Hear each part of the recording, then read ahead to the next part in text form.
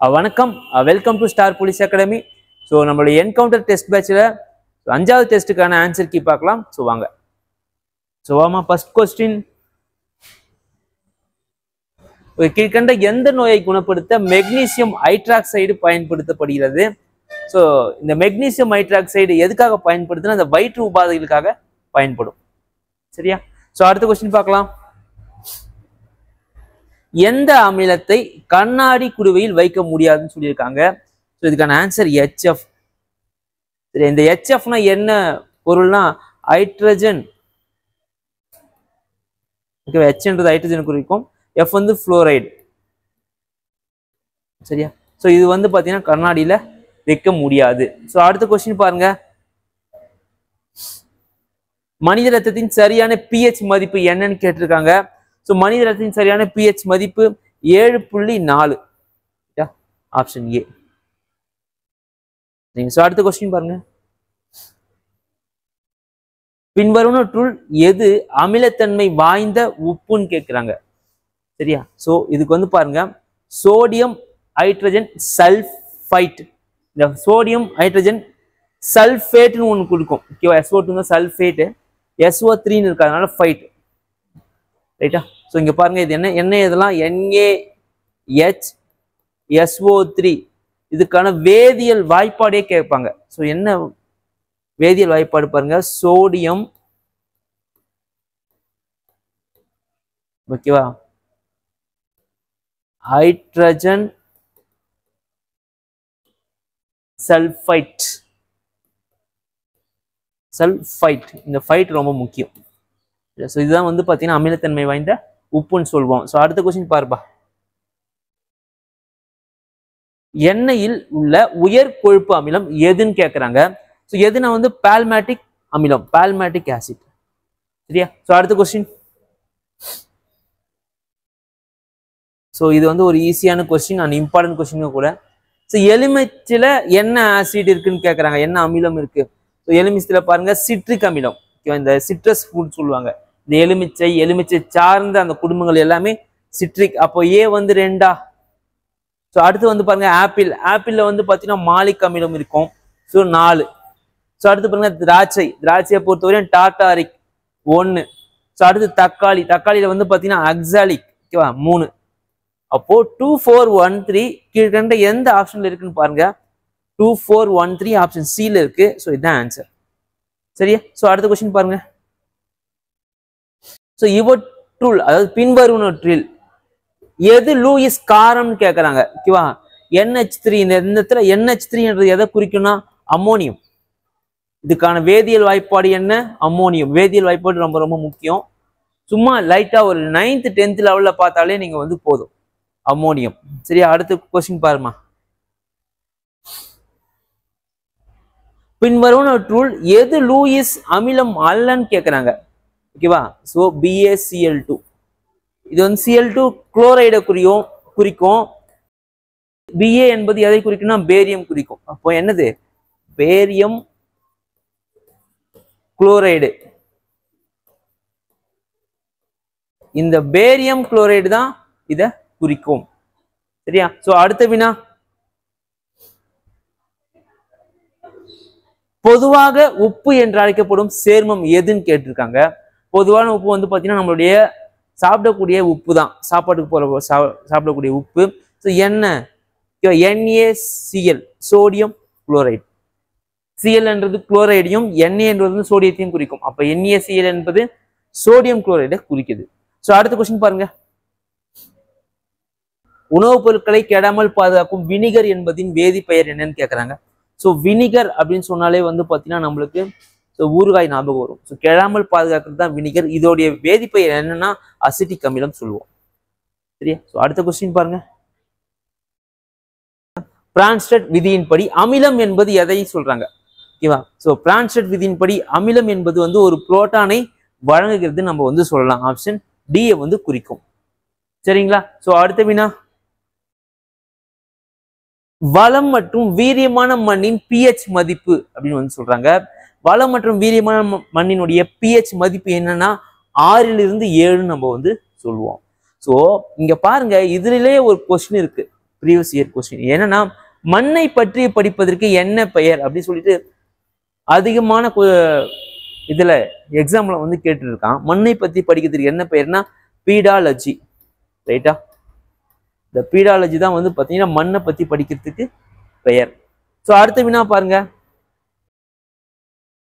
NH4 அயனி என்பது எதன்னு கேட்டிருக்காங்க. இந்த NH4 என்றது வந்து பாத்தீங்கன்னா உங்களுக்கு அம்மோனியத்தை தான் குறிக்கும். சரியா? அம்மோனியம். சரியா? ஸோ இந்த அம்மோனியம். ஸோ இது என்னன்னு கேட்டிருக்காங்க. இது வந்து ஒரு இணை அமிலம். ரைட்டா? ஸோ அடுத்த கொஸ்டின் பாருங்க. ஸோ இது ஒரு மேட்ச். ஸோ இந்த மேட்ச் பாருங்க, குருதின ரத்தம். ஸோ ரத்தத்துடைய pH மதிப்பு என்ன? 7.3 7.5. ஓகேவா? அப்போ 2. ஸோ அடுத்து வந்து பாருங்க, சிறுநீருடைய pH மதிப்பு கேட்டிருக்காங்க. 5.5 7.5. ஓகேவா? அப்போ 3. ரைட்டா? அடுத்து வினிகருடைய pH மதிப்பு வந்து 2.4 3.4. ஓகேவா? அப்போ வந்து பாத்தீங்கன்னா 4. பாலுடைய pH மதிப்பு 6.5. 2 3 4 1 எங்க இருக்கு பாருங்க, ஆப்ஷன் ஏ. சரியா? சோ அடுத்த क्वेश्चन, N2H2O2 என்ற வாய்ப்பாட்டை உடைய அமிலம் எது அப்படின்னு கேட்டிருக்காங்க. சோ இதனுடைய வேதிப்பெயர் கொடுத்துட்டு இதனுடைய வாய்ப்பாடு என்னன்னு கேட்டிருக்காங்க. ஹைப்போநைட்ரஸ் அமிலம். ஓகேவா? இந்த ஹைப்போநைட்ரஸ் அமிலம் தான். சோ அடுத்த வினா பார்க்கலாம். நச்சு கழிவுகளுள் 70% டேஷ் கழிவுகள் உள்ளன. எந்த கழிவுகள் வந்து இதுல இருக்குன்னு கேட்டிருக்காங்க. ஸோ மீளக்கூடிய கழிவுகள், கரை படிந்த கழிவுகள், மறுசுழற்சி செய்யக்கூடிய கழிவுகள், மின்னணு கழிவுகள்னு சொல்லிட்டு கேட்டிருக்காங்க. ஸோ இதுக்கு ஆப்ஷன் பாருங்க. இதுக்கு என்ன ஆன்சர்னா மின்னணு கழிவுகள் தான் ஆன்சர். சரியா? ஸோ அடுத்த கொஸ்டின், ஸோ NH4 என்பதின் இணை காரம் என்னன்னு கேட்டிருக்காங்க. ஸோ இதுக்கான இணை காரம் என்னன்னு பாருங்க. ஸோ அம்மோனியம் தான். ரைட்டா? ஸோ அடுத்து வந்து பாருங்க, உலகத்திலே மிக வலிமையில் உள்ள அமிலம் எது அப்படின்னு வந்து கேட்டிருக்காங்க. ஓகேவா? சல்பியூரிக் ஆசிட் தான். ஆனா இங்க பாருங்க புளோரோ கந்தக அமிலம். ஓகேவா? இந்த புளோரோ கந்தக அமிலம் தான் மிகவும் வலிமை உடையது. ஸோ இது வந்து ஒரு ப்ரீவியஸ் இயர் இட் அடிக்கிற கொஸ்டின். ஸோ இதை பார்த்துக்கோங்க. ஸோ அடுத்த வினா, ஸோ தங்கம். ஓகேவா? ஸோ எதுல மட்டும் கரையும் பாருங்க, ராஜ திரவத்துல மட்டும்தான் கரையும். ஸோ அடுத்த வினா, பாலைவனத்தில் நீர் இழப்பை குறைக்க இலைகள் எதுவா மாறும் வந்து பாருங்க, அந்த முள்ளாதான் மாறும். சரியா? சோ ஸ்பைனிஸ், முள்கள். சோ அடுத்த கொஸ்டின், சோ இதுக்கான ஆன்சர் பாக்கலாம். என்னன்னு கேட்டிருக்காங்க, HCl வெர்சஸ் NaOH. ஓகேவா? சோ என்ன சோடியம் ஹைட்ராக்சைடு. ஓகேவா? சோ இதுக்கான ஆன்சர் ஏக்கு வந்து பாத்தீங்கன்னா இரண்டும் மெத்தில் ஆரஞ்சு மற்றும் பீனாப்தலின். ரைட்டா? ஒண்ணுக்கு. ஸோ ரெண்டாவது வந்து பாருங்க HCl. ஓகேவா? ஹைட்ரோகுளோரிக் ஆசிட்னு இருக்கு. ரைட்டா? ஸோ இதுக்கான ஆன்சர் வந்து பாருங்க மெத்தில் ஆரஞ்சு. ஓகேவா? CH3COOH சொல்லுவாங்க. ஸோ இதுக்கான என்ன குறியீடு பாருங்க, இது வந்து ஒரு இண்டிகேட்டர், நிறங்காட்டியாக இருக்கும். 2. ஸோ அடுத்து oxalic acid versus NaOH, sodium hydroxide. இது வந்து ஒரு phenolphthalein. 3 4 2 1. Okay, option A. So அடுத்த வினா பார்க்கலாம். மதிப்பு 4 உள்ள ஒரு காரக்கரைசலின் ஹைட்ராக்சைடு அயனி செறிவு என்னன்னு கேட்கிறாங்க. 1 × 10⁻⁻10 m. Option B. ஸோ அடுத்த வினா பாருங்க, ஓர் அமிலம் என்பது எலக்ட்ரான்களை ஏற்கக்கூடிய ஒரு சேர்மம் என கூறுவது எது? லூயிஸ் கொள்கை தான். ஸோ லூயிஸ் கொள்கை தான் வந்து அது மாதிரி சொல்லுவாங்க. ஸோ அடுத்த கொஸ்டின், காரம் என்பது தண்ணீரில் கரையும் போது OH, அதாவது ஹைட்ராக்சைடு அயனிகளை தரும் அப்படின்னு சொல்றது என்னது? அர்னியஸ் தத்துவம். சரியா? சோ அடுத்தது, பின்வருவனவற்றுள் வீரியம் மிகுந்த அமிலம் மற்றும் வீரியம் மிகுந்த காரவினியை தேர்ந்தெடுக்கவும். ஓகேவா? வீரியம் மிகுந்த அமிலம் அப்படின்னு வந்து பாத்தீங்கன்னா உங்களுக்கு HCl. ஓகேவா? ஹைட்ரோகுளோரிக் அமிலம். இது என்ன சொல்லலாம்? ஹைட்ரோகுளோரிக்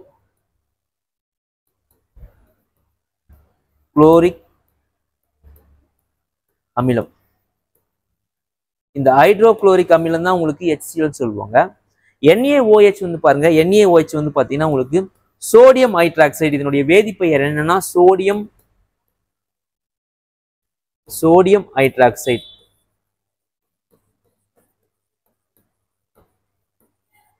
சரியா? சோ அடுத்த வினா, நீரில் கரைந்த பொட்டாசியம் குளோரைடு கரைசல் அப்படின்னு என்னன்னு கேட்கறாங்க. ஸோ என்னன்னா இது வந்து ஒரு வலிமை மிகுந்த மின்பகுளி, ஆப்ஷன் பி. ஸோ அடுத்த வினா, அமிலம் என்பது புரோட்டான்களை இழக்கும் தன்மை கொண்டது அப்படின்னு சொன்னது யார் அப்படின்னு பாருங்க, பிரான்ஸ்டட் லூரி தத்துவம். ஓகேவா? ஸோ இது வந்து பார்த்தீங்கன்னா லூரி, பிரான்ஸ்டட் லூரி தத்துவம் தான் அமிலம் என்பது புரோட்டான்களை இழக்கும் வந்து சொல்லியிருப்பாங்க. ஸோ அடுத்த வினா, கீழே கொடுக்கப்பட்டுள்ள உப்புகளில் வலிமை குறைந்த அமிலம், வலிமை மிகுந்த காரம், ஸோ இதற்கான மூலங்கள் எங்கிருந்து உருவானதுன்னு கேட்குறாங்க. ஓகேவா? ஸோ இது வந்து பார்த்தீங்கன்னா சோடியம், சரியா, சோடியம் சயனைட். ஆன்சர் வந்து சோடியம் சயனைட், NaCN தான் வந்து பார்த்தீங்கன்னா ஆன்சரா இருக்கு. ஸோ அடுத்த கொஸ்டின் பாருங்க, டிஞ்சர் ஆஃப் அயோடின் என்பது ஓகேவா அயோடின் மற்றும் பொட்டாசியம் அயோடைடு. ஓகேவா? ஸோ சிஏ குறிக்குது. ஸோ அடுத்த கொஸ்டின், 3:1 என்ற விகிதாச்சாரத்தில் உள்ள அடர் அமிலங்கள் டேஷ் தங்கத்தை சுத்தம் செய்யவும் சுத்திகரிக்கவும் பயன்படுகிறது. சரியா? ஸோ HCl தான் வந்து பார்த்தீங்கன்னா இதை சுத்தம் செய்யும் மெயினா. So option A. பின்வருவனவற்றுள் எது மின்சாரத்தின் ஆதாரம் கேட்கறாங்க. ஸோ இங்க பாருங்க, அப்ப மின்சாரம் எங்கிருந்தெல்லாம் எடுக்கலாம், அதுதான் மின்சாரத்தின் ஆதாரம். எலக்ட்ரிசிட்டி அமாங் தி ஃபாலோயிங், எதுல இருந்தா வந்து மின்சாரம் தயாரிக்கப்படுது. ஸோ நிலக்கரிலிருந்து மின்சாரம் தயாரிக்கப்படுது கண்டிப்பா. ஓகேவா? ஸோ அதே பாருங்க, காற்றுல இருந்து விண்டுல இருந்து விண்ட் எனர்ஜி, அதுல இருந்து பாத்தீங்கன்னா மின்சாரம் எடுக்கலாங்க. இப்போ வந்து பாத்தீங்கன்னா எங்க கரெக்டா திருநெல்வேலி, தூத்துக்குடி இந்த டிஸ்ட்ரிக்ட்ல இருக்கக்கூடிய முப்பந்தல் சொல்லக்கூடிய ஒரு இடம். அடுத்து வந்து பாருங்க சூரியன்ல இருந்து வந்து பாத்தீங்கன்னா மின்சாரத்தை எடுக்க முடியும். ரைட்டா? அப்ப ஆப்ஷன் என்னது, மேலே உள்ள அனைத்தும். ஸோ அடுத்த வினா பாருங்க, காற்றேற்றம் செய்யப்பட்ட நீரில் என்ன உள்ளது அப்படின்னு வந்து பாத்தீங்கன்னா CO2, carbon dioxide. Di ரெண்டுனா டை, இப்போ கார்பன் டை ஆக்சைடு என்னது, ஆப்ஷன் சி. ஸோ அடுத்த வினா பாருங்க, பின்வருவனவற்றுள் எது மின்சாரத்தின் மூலமாக குறிப்பிடப்படுகிறது. ஓகேவா? சுவிட்ச், மின்மாற்றி, பேட்டரி. ஓகேவா? ஸோ ஜென்ரேட்டர் தான் வந்து பாத்தீங்கன்னா மின்சாரத்தின் மூலமா வந்து சொல்றாங்க. ரைட்டா? ஸோ அடுத்த கொஸ்டின், பின்வருவனவற்றுள் எது வெப்ப ஆற்றலை பயன்படுத்தி மின்சாரத்தை உருவாக்குதுன்னு வந்து பாருங்க, நீர் மின் நிலையங்கள், சூரிய மின் நிலையங்கள், காற்றாலை மின் நிலையங்கள். ஓகேவா? ஸோ வெப்ப ஆற்றலை பயன்படுத்தி மின்சாரம். ஓகேவா? ஸோ அது என்ன வந்து பார்த்தீங்கன்னா தெர்மல் பவர். இதுதான் தெர்மல்னா வெப்பம். ஓகேவா? ஸோ அனல்னால் என்னது, அனல்னா வெப்பமா இன்னொரு பொருள், அனலுக்கு என்னது வெப்பம்னு ஒரு வார்த்தை இருக்குது. அப்போ நீங்க இதுதான் ஷார்ட்கட். அப்போ பாருங்க, வெப்ப ஆற்றல் இங்க வெப்பம். ஸோ இதுதான் ஆன்சர். சரியா? ஸோ அடுத்த வினா பாருங்க, அனல் மின் நிலையங்களில் மின்சாரம் எவ்வாறு தயாரிக்கப்படுகிறது அல்லது உற்பத்தி செய்யப்படுகிறது. இங்க பாருங்க, இந்த போன கொஸ்டின் என்ன பார்த்தோம், அனல் மின் நிலையத்துல எப்படி வந்து மின்சாரம் வந்து உருவாகுது அப்படின்னு பாத்தீங்கன்னா வெப்ப ஆற்றல் மூலமா. இப்ப இங்க பாருங்க, அனல் மின் நிலையங்களில் மின்சாரம் எவ்வாறு உற்பத்தி செய்யப்படுகிறதுன்னு பாருங்க, மின்காந்த தூண்டலின் மூலமாக வெப்ப ஆற்றல் மின்னாற்றலாக பயன்படுகிறது. எதுல, அனல் மின் நிலையத்துல. ஸோ இதுதான் இதுக்கான டெஃபினிஷன். அப்போ இங்க பாருங்க, மின்காந்த தூண்டல். ஓகேவா? So through electromagnetic induction. ரைட்டா? Electromagnetic induction. இதெல்லாம் வந்து இம்பார்ட்டன்ட் கொஸ்டின், எல்லாம் எதிர்பார்க்கக்கூடிய வினாக்கள். நீங்க பாருங்க, நம்ம பார்க்கக்கூடிய இந்த தேர்வுல வைக்கக்கூடிய இந்த வினாக்கள் அப்படியே வந்து பார்த்தீங்கன்னா உங்களுடைய கொஸ்டின்ல எஸ்ஐல வந்து பார்த்தீங்கன்னா ரிப்பீட் ஆகும்.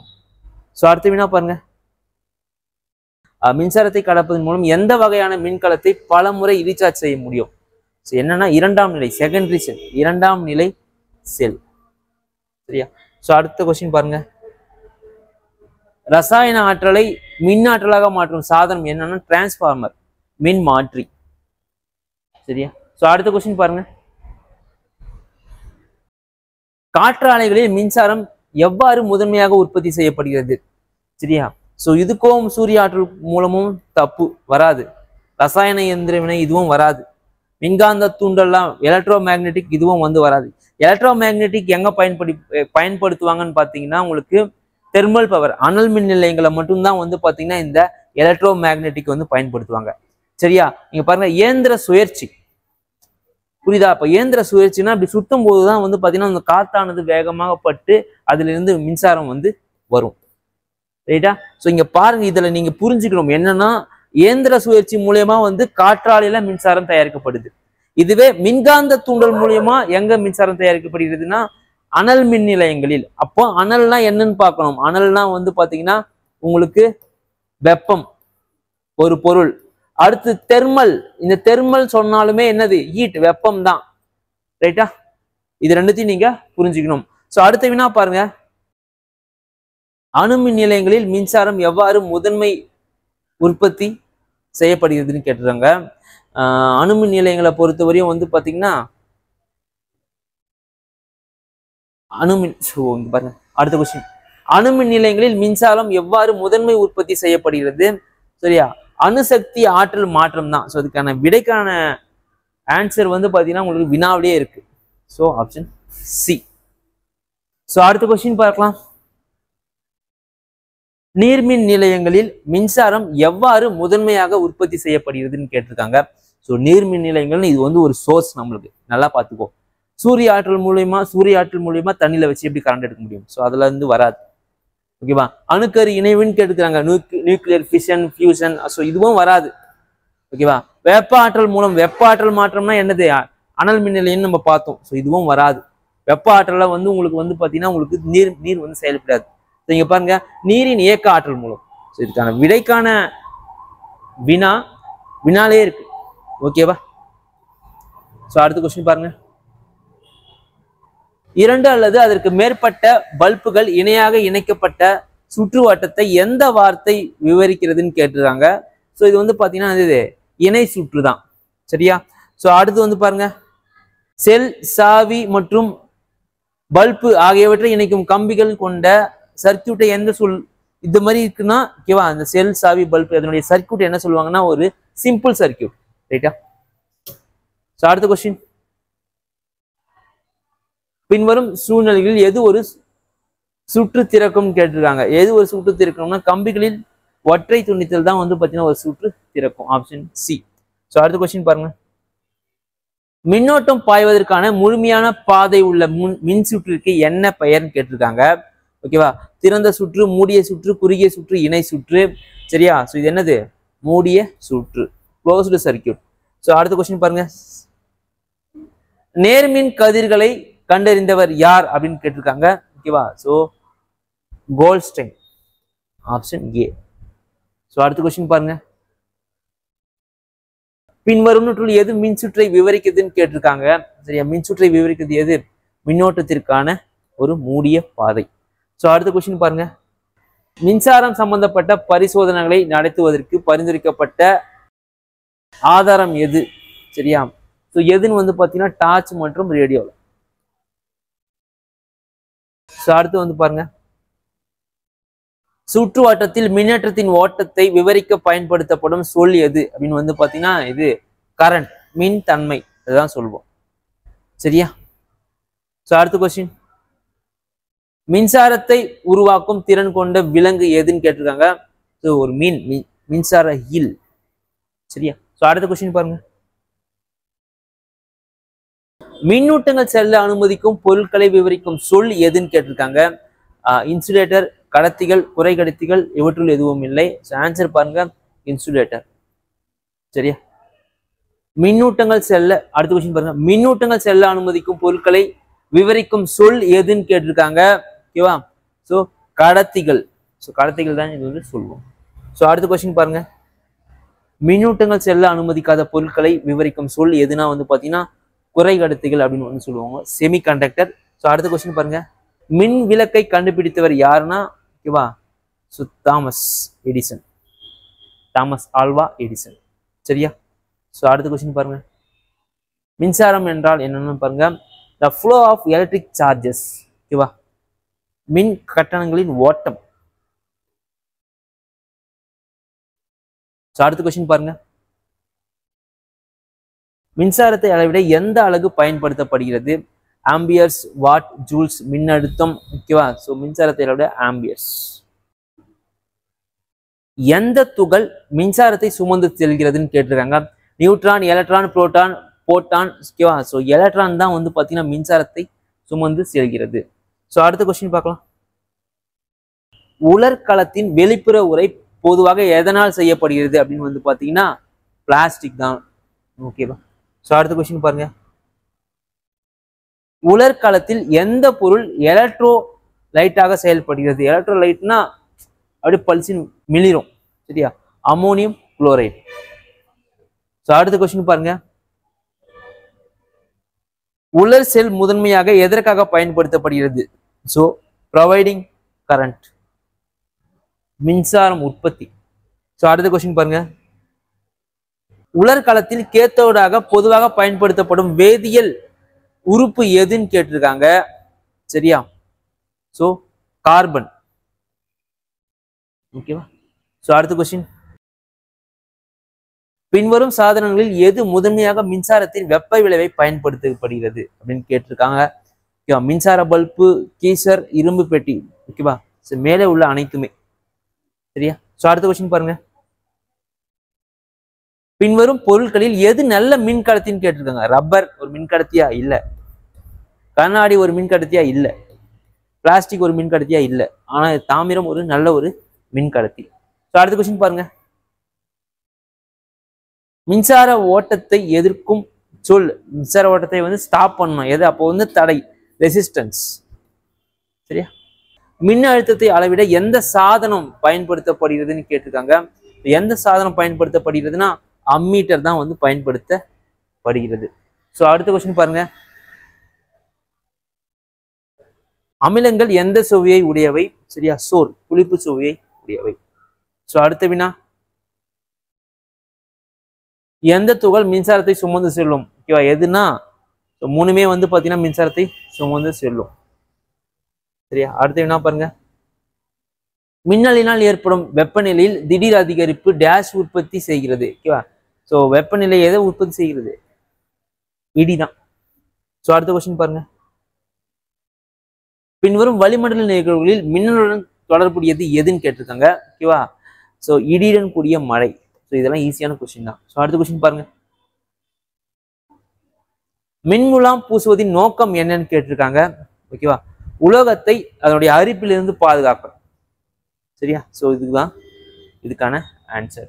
ஸோ அடுத்த கொஸ்டின் பார்க்கலாம். மின்முலாம் பூசப்படும் போது உலோகம் பூசப்பட்டால் என்ன நடக்கும் அப்படின்னு கேட்டிருக்காங்க. மேற்பரப்பில் ஒரு அடுக்கை வந்து பார்த்தீங்கன்னா உருவாக்கும். Option B. ஸோ அடுத்த கொஸ்டின். உருகி எதனால் ஆனது? ஓகேவா? ஸோ இது வந்து ஒரு அலாய் என்றது வந்து லெட்டை குறிக்கும். ஓகேவா? ஸோ குறைந்த உருகுநிலை கொண்ட ஒரு அலாயால ஆயிருக்கும். சரி, அடுத்த கொஸ்டின் பாருங்க. நாடா புழுவின் கழிவு நீக்க உறுப்பு எதுன்னு கேட்டிருக்காங்க. ஸோ வந்து பார்த்தீங்கன்னா ஃப்ளேம் செல்ஸ், சுடர் செல்கள். ஸோ அடுத்த கொஸ்டின் பாருங்க. மண்டையோடற்ற உயிரிகள் எவ்வாறு அழைக்கப்படுகின்றன அப்படின்னு வந்து பார்த்தீங்கன்னா ஏக்ரேனியா அப்படின்னு சொல்லுவாங்க. மண்டையோடற்ற உயிரிகளுக்கு என்ன பெயரு? ஏக்ரேனியா. ஸோ அடுத்த கொஸ்டின் பாருங்க. 4 அறைகளுடைய இதயம் கொண்ட விலங்கு எதுன்னு கேட்டிருக்காங்க. ஓகேவா? முதலை தான் 4 அறைகளை கொண்ட இதயம் கொண்ட விலங்கு. ஸோ அடுத்த கொஸ்டின். அடுத்த கொஸ்டின் பாருங்க. மீசோக்ளியா காணப்படுது எதுனா வந்து பார்த்தீங்கன்னா குழி உருளைகள் அப்படின்னு சொல்லுவாங்க. ஸோ அடுத்த கொஸ்டின் பாருங்க. அகர் அகர் அப்படின்றது வந்து பார்த்தீங்கன்னா ரெட். ஓகேவா? சிவப்பு பாசிலிருந்து எடுப்பாங்க. ஓகேவா? சிகப்பு. ஸோ அடுத்த கொஸ்டின் பாருங்க. பின்வருவனவற்றுள் எது வெப்ப ஆற்றலை பயன்படுத்தி மின்சாரத்தை பயன்படுத்தப்படுகிறது? ஓகேவா? ஸோ அனல் மின் நிலையங்கள். ரைட்டா? ஸோ அடுத்து வந்து பாருங்க. ஜெனிரா பிளான்டாரம் என்ற நூலை எழுதியவர் யாரும் பாருங்க. Bentham and Hooker. Option B. So அடுத்த கொஸ்டின் பாருங்க. பென்சிலின் என்ற ஒரு எதிர்ப்பு பொருள் எதில இருந்து எடுக்கிறாங்க அப்படின்னு பாட்டுறாங்க. ஸோ ஒரு பூஞ்சையிலிருந்து வந்து எடுப்பாங்க. சரியா? ஸோ அடுத்த கொஸ்டின் பாருங்க. இரு சொல் பெயரிடும் முறை எந்த ஆண்டு அறிமுகப்படுத்தப்பட்டது? 1623ஆம் ஆண்டு கரோலஸ் லின்னயஸ். ஓகேவா? கரோலஸ் லின்னயஸ் என்பவர் இத அறிவிச்சிருப்பார். ரைட்டா? இருசொல் பெயரிடும் முறையை அறிவித்தவர் யார்? Carolus Linnaeus. எந்த ஆண்டுனா 1623வது வருடம். சரிங்களா? சோ அடுத்த கொஸ்டின் பாருங்க. நன்கு வளர்ச்சி அடைந்த வாஸ்குலர் திசுகளை கொண்ட தாவர உடலம் காணப்படுது எதுன்னு வந்து பாருங்க, ஜிம்னோஸ்போம். ஓகேவா? சோ ஜிம்னோஸ்போம் என்னன்னு கேட்பாங்க. திறந்த விதையுடைய தாவரத்திற்கு எடுத்துக்காட்டு என்னன்னா வந்து பாத்தீங்கன்னா ஜிம்னோஸ்போம். இதை எப்படி ஞாபகம் வச்சுன்னு பார்க்கலாம். ஸோ ஜிம்முக்கு போனா நம்ம என்ன பண்ணுவோம், எல்லாருமே வந்து பாத்தீங்கன்னா ஷர்ட் எல்லாமே வந்து ஓப்பன் பண்ணிடுவோம். ஓகேவா? ஸோ ஓப்பன் பண்ணிட்டு தான் வந்து பாத்தீங்கன்னா எக்ஸசைஸ் பண்ணுவோம். அப்போ ஜிம்னோஸ்போம் அப்படின்னா வந்து பாத்தீங்கன்னா திறந்த அப்படின்னு ஞாபகம் வச்சுக்கலாம். அப்போ திறந்த விதையுடைய தாவரத்திற்கு எடுத்துக்காட்டு வந்து பாத்தீங்கன்னா உங்களுக்கு ஜிம்னோஸ்போம். மூடிய விதையுடைய தாவரத்துக்கு எடுத்துக்காட்டு வந்து ஆஞ்சியோஸ்போம்னு சொல்லுவோம். சரியா? சோ அடுத்த கொஸ்டின் பார்க்கலாம். முதலாவது நில தாவரங்கள் என்னன்னா டெரிட்டோபைட்னு சொல்லுவாங்க. சோ அடுத்த கொஸ்டின் பாருங்க. மண் அரிப்பை தடுப்பது எதுன்னு கேட்டுருக்காங்க. ஓகேவா? சோ பெரியோபைட்டுகள். ஓகேவா? சோ அடுத்த கொஸ்டின் பாருங்க. உண்ண தகுந்த காளான். ஓகேவா? அதுக்கு பேர் வந்து பாத்தீங்கன்னா அகாரிகஸ். ரைட்டா? சோ அடுத்த கொஸ்டின் வந்து பாருங்க.